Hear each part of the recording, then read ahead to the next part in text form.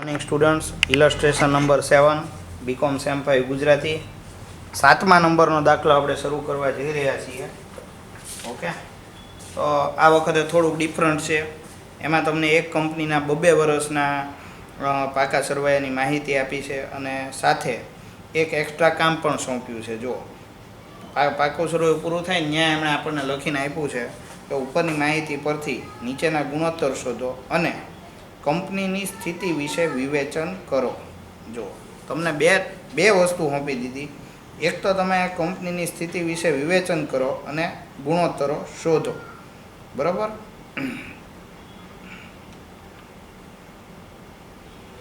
ને બીજું અંદર બુકમાં તમને પાકું સરવૈયું છે એ ગોઠવતા શીખવાડ્યું. ઘણીવાર દાખલામાં એવું પણ કહે છે કે પાકું સરવૈયું ગોઠવો. હવે પાકું સરવૈયું ગોઠવો એટલે શું? તો કે આની પહેલાં આપણે ગણતરી કરેલી છે કે ભાઈ આ રીતના હોરિઝોન્ટલ હોય તો હોરિઝોન્ટલ એટલે કે આડું ફોર્મેટ હોય એની બદલે ઊભું ફોર્મેટ એટલે કે વર્ટિકલ ફોર્મેટમાં પાકું સરવૈયું છે એ બનાવવું પડતું હોય છે. ઓકે, આપણે અહીંયા આગળ સ્ટાર્ટ કરી દઈએ. ઉદાહરણ નંબર 7.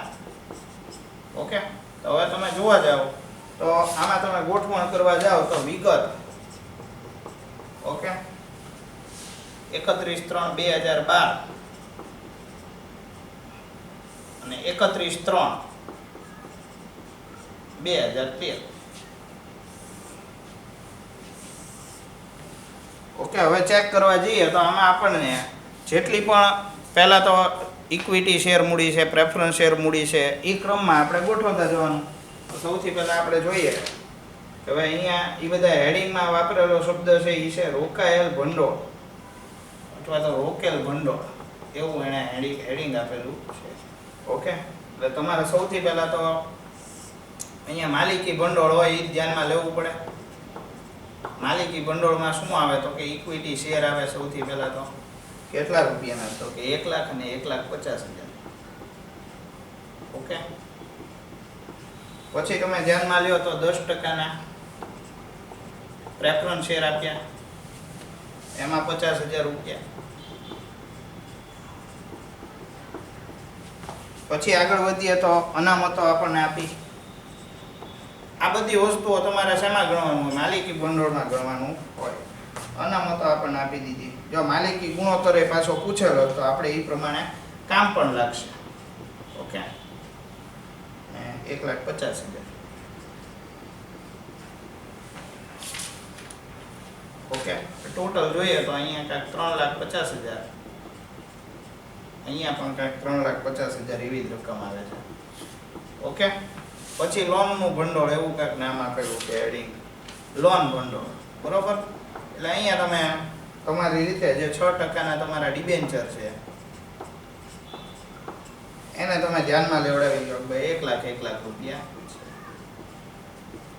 હવે આ વર્ટિકલ ફોર્મેટ બનાવે ત્યારે ખાસ ધ્યાન રાખવાનું, ચાલુ જવાબદારી અહીંયા લખવાની થતી નથી. કેમ? તો કે ચાલુ મિલકતમાંથી માઇનસ કરીને આપણે કાર્યશીલ મૂડી સ્વરૂપે આપણે લખતા હોઈએ છીએ. એટલે જે પણ ચાલુ દેવા છે એ આપણે ત્યાં ધ્યાનમાં લેવાના નથી. ઓકે, ટોટલ જોઈએ તો અહીંયા 4,50,000 બે બાજુ. ઓકે, અહીંયા એના ભંડોળનો ઉપયોગ એવો શબ્દ વાપરેલો છે. હું અહીંયા કુલ લખી નાખું, આપણે એવું નથી. ઓકે, પછી હવે જોઈએ મિલકતોમાં આવે શું આવે? સ્થાયી મિલકતો અથવા સ્થિર મિલકતો, આપણી કાયમી મિલકતો આવે. સૌથી પહેલા તો હવે જે કાયમી મિલકત છે એ તમે ચેક કરો તો 3,50,000 અને 4,90,000. ઓકે, પછી અહીંયા આગળ રોકાણોનું હેડિંગ આવે પણ રોકાણો તો છે નહીં એટલે ડેશ મારી દેવાનું. પછી આવે ચાલુ મિલકતો. ચાલુ મિલકતોમાં જુઓ તમારી આગળ સ્ટોક છે. સ્ટોક 1,50,000 અને 60,000. પછી આગળ વધો તો દેવાદારો 40,000 અને 35,000 એવો આંકડો આપેલો છે. પછી તો કે રોકડ 10,000 5,000. માત્ર હવે ચાલુ મિલકતોનો જ આપણે કુલ સરવાળો કરશું. ઓકે, 150 ને 190 એટલે 2 લાખ રૂપિયા થાય. ઓકે, અને 60 ને 35 55 ને 5 અહીંયા લાખ રૂપિયા થાય. ઓકે, આ ચાલુ મિલકતો થઈ. હવે ચાલુ જવાબદારી. તો ચાલુ જવાબદારીમાં કંઈક બે વસ્તુ આપણને આપેલી છે, જોઈ લઈએ. ચાલુ જવાબદારીમાં ચાલુ દેવા આપણને આપ્યા છે. ચાલુ દેવા 80,000, આમાંથી આ માઇનસ થઈ જશે. ઓકે, એવી રીતે ન કરવું હોય તો બીજો રસ્તો છે.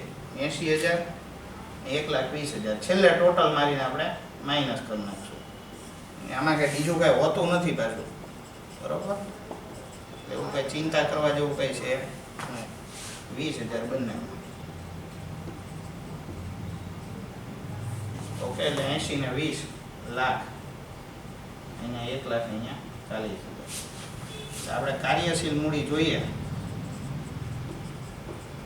અને આપણે બી કહી દઈએ, એ માઇનસ બી. ઓકે, ઓલા ભંડોળ પ્રવાહમાં કરતા હતા એ રીતે 2 લાખમાંથી 1 લાખ માઇનસ થાય એટલે 1 લાખ રૂપિયા. ઓકે, અને અહીંયા 1 લાખમાંથી 1,40,000 એટલે 40,000 માઇનસમાં આંકડો આવે. આખા પાકા સરવાળાનો કુલ સરવાળો કરી નાખીએ. કુલ હવે જોઈએ તો અહીંયા આગળ કાયમી મિલકત અને કાર્યશીલ મૂડી આ બેનો તમારે ટોટલ કરવો પડે. 4,50,000 ટોટલી મેચ થઈ ગયો. અહીંયા 4,50,000, અહીંયા 4,90,000 કાયમી મિલકત છે, એમાંથી કાર્યશીલ મૂડી માઇનસ 40,000 એટલે કે 4,50,000 અહીંયા પણ થઈ ગયા.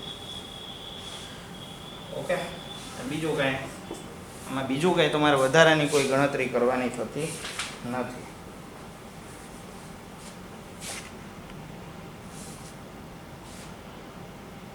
ઓકે,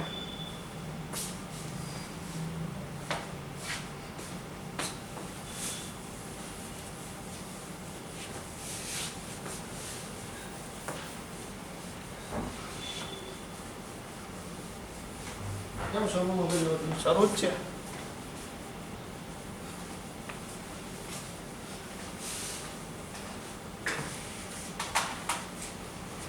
રેકોર્ડિંગ ચાલુ છે. ચાલો, એટલે હવે આગળ વધીએ તો ઉપરની માહિતી પરથી નીચેના ગુણોત્તરો શોધો અને એનું વિશ્લેષણ. બરોબર, હવે જોઈએ તો સૌથી પહેલા આપણને શું આપ્યું, તો કે ચાલુ ગુણોત્તર આપ્યું. ચાલુ ગુણોત્તર હોય તો આપણને બધાને ખબર છે કે ચાલુ મિલકતો ભાગ્યા ચાલુ જવાબદારી. હવે ચાલુ મિલકતો આપણે શોધેલી છે, બંને વર્ષના આપણી આગળ આંકડાઓ છે એ અવેલેબલ છે. ફોર એક્ઝામ્પલ અહીંયા 2012 હોય તો હું અહીંયા 2012, આમાં 2 વર્ષ માટે આપણે ગણતરી કરવાની છે. 2012માં તમે જુઓ તો ચાલુ મિલકતો આપણી કેટલી, તો કે 2 લાખ રૂપિયા. ઓકે, ચાલુ જવાબદારી છે એ કેટલા રૂપિયા છે, તો કે 1 લાખ રૂપિયા. ઓકે, એટલે 2/1 એવો કાંઈક જવાબ આવે. ઓકે, 2013માં ચેક કરો. 2013માં તમારે 1 લાખ. ઓકે,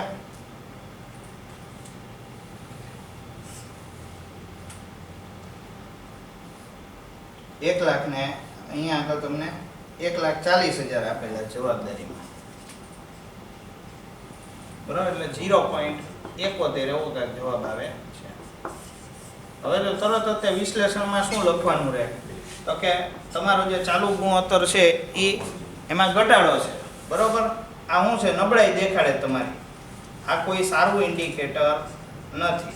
ઓકે, એટલે એનું જે પણ કન્ક્લુઝન હશે એ તમે જુઓ, વાંચો અંદર. હવે ચાલુ ગુણોત્તર આમ સામાન્ય રીતે આપણને કીધું હતું કે 2/1 વાળું પ્રોપોર્શન છે ને એ સારી પરિસ્થિતિમાં કહેવાય.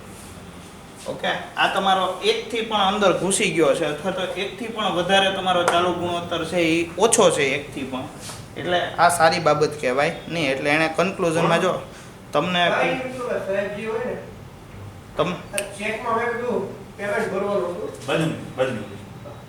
ઓકે, એટલે તમે અહીંયા આગળ જુઓ તો આ કોઈ સારું ઇન્ડિકેટર નથી. તમને બુકમાં આનું આપેલું છે, મેં જે PDF મોકલાવી એમાં એનું કન્ક્લુઝન પણ લખેલું છે. જો કે ભાઈ ચાલુ ગુણોત્તર શેના માટે જરૂરી, તો કે પ્રવાહી પરિસ્થિતિ જાણવા માટે. હવે જો ઘટાડો થયો છે અને ચિંતાજનક ઘટાડો છે. કેમ? મેં તમને કીધું એમ કે 1 થી પણ ઓછો થઈ ગયો છે આપણો ચાલુ ગુણોત્તર. જે કોઈ સારી બાબત નથી. એને સુધારવા માટે યોગ્ય પગલાં લેવા જોઈએ એવી અંદર કન્ક્લુઝન લખવાનું હોય. બીજું કંઈ તમારે આમાં કરવાનું હોતું નથી. ઓકે. હવે એ જ રીતે ચાલુ ગુણોત્તરની જેમ બીજો ગુણોત્તર તમને પૂછ્યો છે, એ છે પ્રવાહી ગુણોત્તર. તો પ્રવાહી ગુણોત્તરમાં તમને બધાને ખબર છે કે પ્રવાહી મિલકતો, તો પ્રવાહી મિલકત કોને કહેવાય, તો કે કુલ ચાલુ મિલકતો એમાંથી માઇનસ સ્ટોક કરી નાખવાનું. ઓકે. અને અહીંયા આગળ પ્રવાહી જવાબદારી, એમાં કુલ ચાલુ જવાબદારી એમાંથી માઇનસ બેંક ઓવરડ્રાફ્ટ છે એ આપણે કરવાનું હોય છે. હવે તમે ચેક કરવા જાઓ તો જે બેંક ઓવરડ્રાફ્ટ છે એ તમને આપેલો છે કંઈ, તો જોઈ લ્યો પાકા સર્વેમાં આપણે કે ભાઈ આપણી આગળ સ્ટોક અવેલેબલ છે પણ કોઈ જગ્યાએ બેંક ઓવરડ્રાફ્ટ નામનો શબ્દ આપેલો નથી. તો 2012માં તમે ચેક કરો તો કુલ ચાલુ મિલકતો આપણી કેટલી હતી, તો કે 2 લાખ રૂપિયા. આ 2 લાખ રૂપિયામાંથી સ્ટોકની રકમ કેટલી હતી, તો કે 1,50,000 રૂપિયા. ઓકે. પ્રવાહી જવાબદારી તમે ચેક કરવા જાઓ તો એ એઝ ઇટ ઇઝ જે તમારી હોય એ જ રહેશે. ઓકે. તો અહીંયા આગળ 50,000 ભાગ્યા 1 લાખ કરવા પડે એટલે 0.5 જેમ એ રીતનું કાંઈક ગણતરીમાં આવવું જોઈએ. બરાબર છે, એ જ પ્રમાણે જવાબ આવે. પછી તો કે 2013માં આવી જાઓ. 2013માં તમે ચેક કરશો તો તમને સ્ટોકની રકમ, સોરી, કુલ જે આપણી ચાલુ મિલકતો છે એ 1 લાખ રૂપિયા છે. એ 1 લાખમાંથી 60,000 રૂપિયા સ્ટોકના માઇનસ થશે. ઓકે. અને બાકી જે ચાલુ જવાબદારી હતી એ જ ઇટ ઇઝ રહેશે 1 લાખ રૂપિયા. તોય તમે ચેક કરવા જાઓ તો અહીંયા 40,000 આવી જાય. 40,000 ભાગ્યા તમારે 1 લાખ કરવા પડે એટલે 0.4 જેમ એક એવું કંઈક થવું. સોરી, અહીંયા 1,40,000 છે એટલે 0.4 નથી આવતું, 0.29 આવે છે. ઓકે. હવે જો પ્રવાહી ગુણોત્તર છે એમાં પણ એકંદરે શું જોવા મળ્યો, ઘટાડો. બરોબર.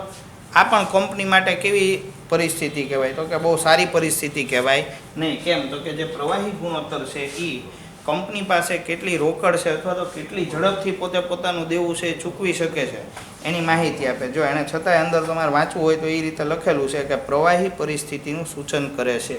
એટલે કે તાત્કાલિક નાણાં ચૂકવવાના હોય તો એ સ્થિતિમાં કંપનીની પૈસા ચૂકવવાની પરિસ્થિતિ છે એ કેવી થઈ છે, નબળી થઈ છે એકંદરે. તો આમાં સુધારો કરવાની જરૂર છે. આવી રીતના તમારે લખાણ લખવાનું હોય.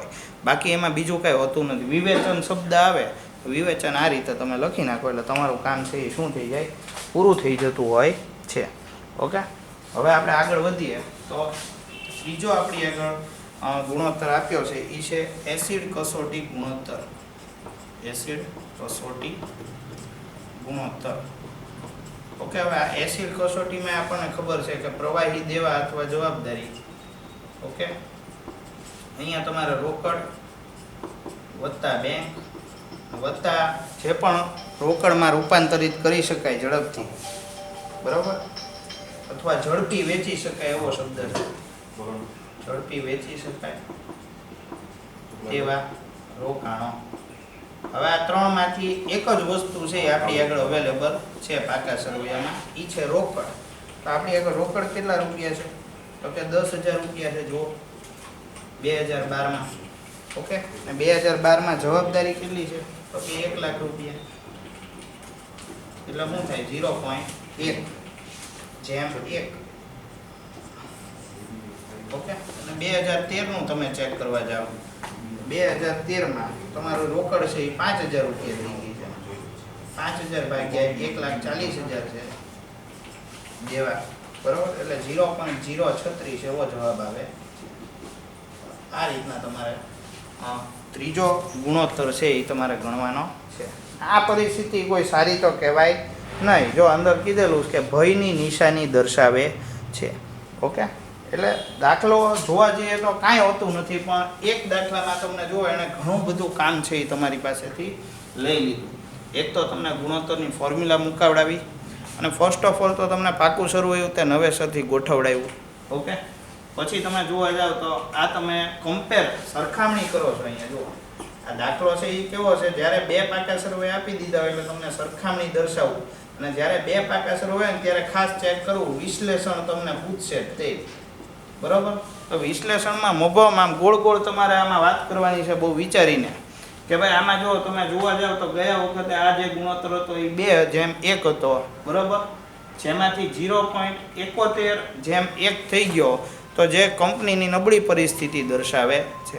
તમને ખબર હોવી જોઈએ કે આ ગુણોત્તર છે એ સારો થયો ખરાબ થયો.